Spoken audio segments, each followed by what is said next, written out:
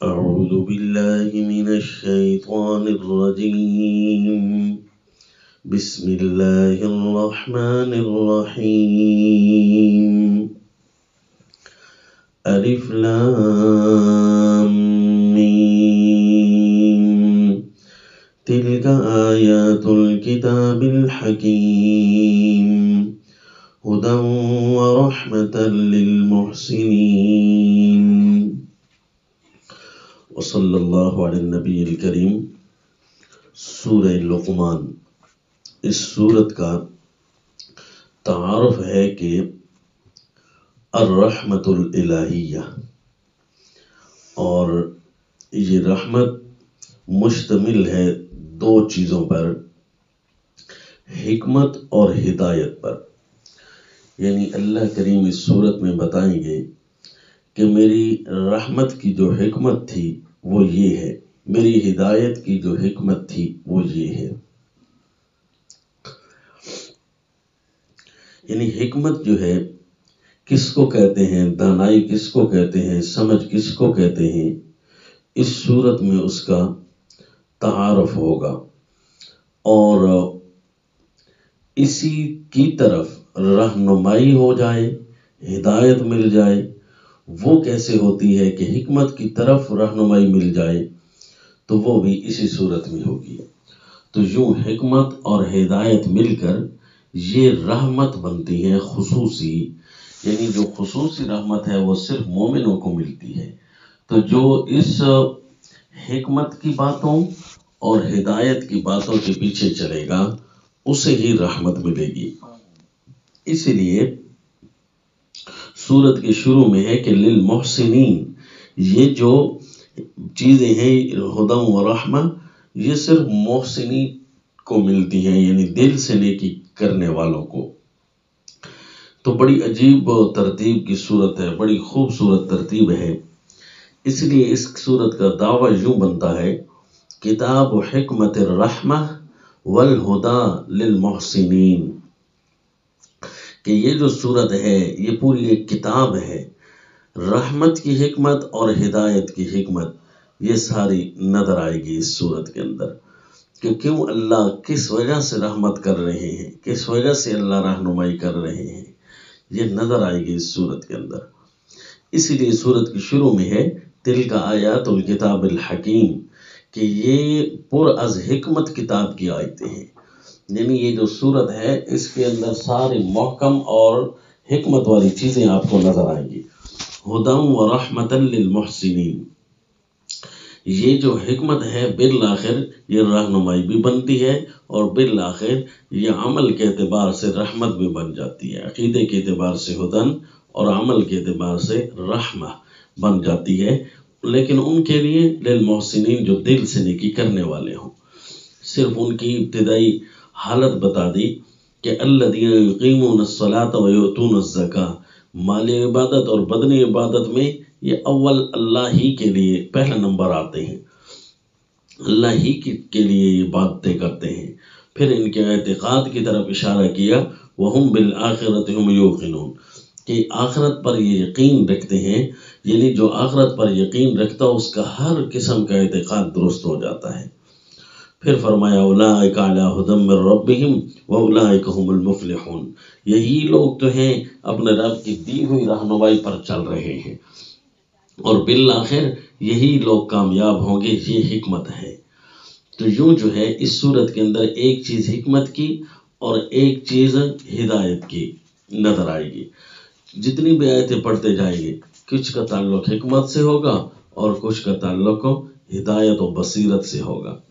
مثلا ان خلق السماوات بغیر عمد ترونہا، یہ جو دلیل دی یہ دلیل رہنمائی ہے بڑے خوبصورت انداز میں، کہ جو دنیا میں بے فائدہ اور غیر مقصد کو لے کر چل رہے ہیں ان کو کہہ دو کہ یہ جو چیزیں اللہ کی کائنات کی تخلیق ہے، زمین پر بڑی چیزیں دیکھ لو اور آسمان کے اندر چیزیں چلتی دیکھ لو، اور پھر ان جانوروں کو دیکھو، اور پھر اس چلتے پانی کو دیکھو، پھر اس کے ذریعے جو اللہ نے بیل بوٹے اگائے ہیں ان کو دیکھو، اور بڑے عمدہ عمدہ چیزیں پیدا ہوئی ہیں. اس ساری سائیکلنگ کو دیکھو اس سے کیا پتہ چلتا ہے؟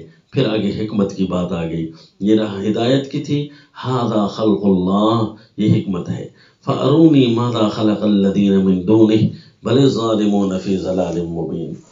کہ پھر یہ تو اللہ کا پیدا کردہ نظام ہے، وہ کسی اور نے بھی کوئی پیدا کیا ہے؟ جب کسی اور نے پیدا نہیں کیا تو اللہ کے ساتھ اس کا شریک کیوں بناتے ہو، شرک کیوں کرتے ہو؟ بل الظالمون فی ضلال مبین، ظالم جو ہیں بڑی واضح گمراہی میں پڑے ہوئے ہیں. یہ کچھ چھپی ہوئی بات نہیں ہے کہ گمراہی میں پڑے ہوئے ہیں، پتہ نہیں ان کے اوپر گمراہی کا فتویٰ آتا ہے یا نہیں آتا. کہ اتنے بڑے اللہ کے سامنے یہ شرک بنا رہے ہیں تو کیسے گمراہی واضح نہیں؟ بالکل واضح گمراہی ہے یہ. اللہ کے مقابلے میں کسی اور کو دیکھ لینا، بنا لینا الہ، یہ تو حکمت سے بھی خالی ہے، رہنمائی سے بھی خالی ہے. اب سیدنا لقمان حکیم کا واقعہ بیان کیا کہ اللہ کے پیغمبر اپنے بیٹے کو سمجھا رہے ہیں. صحیح رائے یہی ہے کہ یہ پیغمبر تھے. صرف کیا عقل مند اور دانا اور ایک حکیم شخصیت تھے، یہ بھی عین ممکن ہے. تو بہرحال جو چیز اللہ نے ہمیں نہیں بتائی، اپنی طرف سے ہم اس کے اندر زیادہ دخل اندازی نہیں کر سکتے.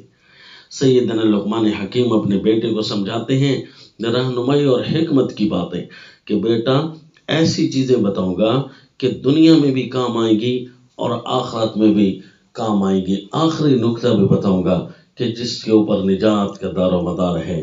وہ یہ ہے میرے بیٹا کہ لا تشرک باللہ، اللہ کے ساتھ شریک تو کسی کو بھی نہ بنانا. نہ اللہ کے حکم میں کسی کو شریک کہ اس کی حکومتوں کی مرضی چلانے لگ جائے. نہیں، حکومتوں کی مرضیاں نہیں، اللہ کی مرضی چلے گی. اور رکوع سجدے اور عبادت میں بھی اللہ کا شریک نہ بنانا. لا تشرک باللہ، کسی قسم کا کوئی شریک نہ بنانا.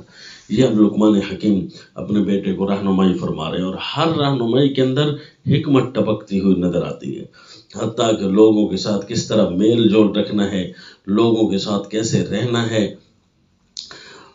وَاقْصِدْ فِي مَشْيِكَ وَاغْضُضْ مِنْ صَوْتِكَ وَلَا تُصَعِّرْ خَدَّكَ لِلنَّاسِ وَلَا تَمْشِ فِي الْأَرْضِ مَرَحًا.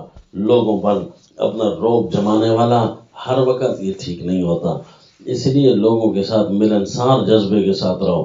رخسار کو ایسا پھونک کر نہ رکھیں کہ ہر بندہ دیکھ کر ہی کتر آئے کہ یہ تو بھائی غصہ میں ہے.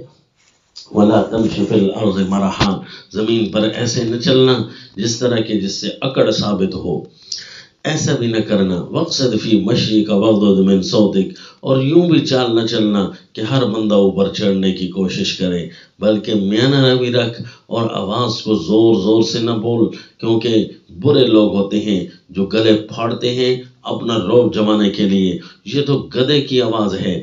ان انکر الاصوات لصوت الحمیر. یہ میرا بیٹا حکمت کی بات یہ ہے کہ گلا پھاڑ کر بولنے والا یہ لوگوں کو اچھا نہیں لگتا. یہ بڑی عمدہ کر کے ترکیب بتائی کہ زمین پر رہنا ہے کس طرح میل جول بنا کر رکھنا ہے. اس زمین پر رہنا ہے، اللہ کی مان کر چلنی ہے، لوگوں کے ساتھ اس نے اخلاق سے پیش آنا ہے. یوں کر کے پوری صورت جو ہے حکمت بصیرت کی باتوں پر مشتمل ہے. حکمت اور بصیرت یعنی رہنمائی، ہدایت، ان پر مشتمل ہے.